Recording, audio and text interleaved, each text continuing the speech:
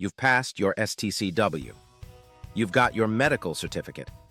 But without this one document, no shipping company will put you on a ship. It's called the Seaman's Book, and here's exactly how to get it. Welcome to International Maritime Training. Today, we're walking through the Seaman's Book, what it is, why you need it, and how to get yours step by step.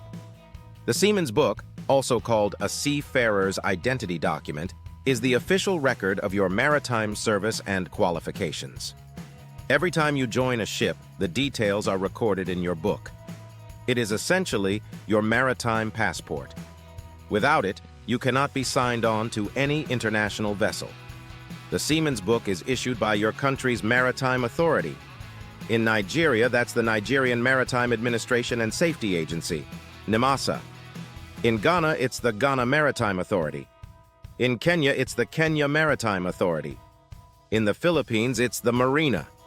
Each country has its own process and requirements, but the document is internationally recognized.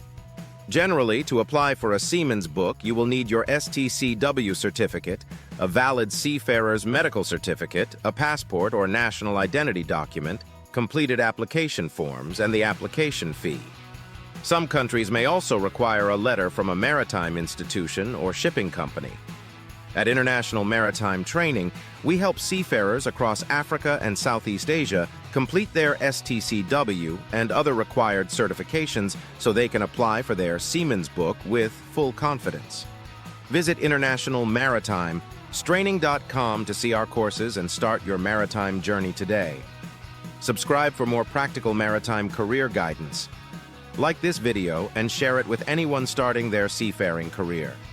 See you next week.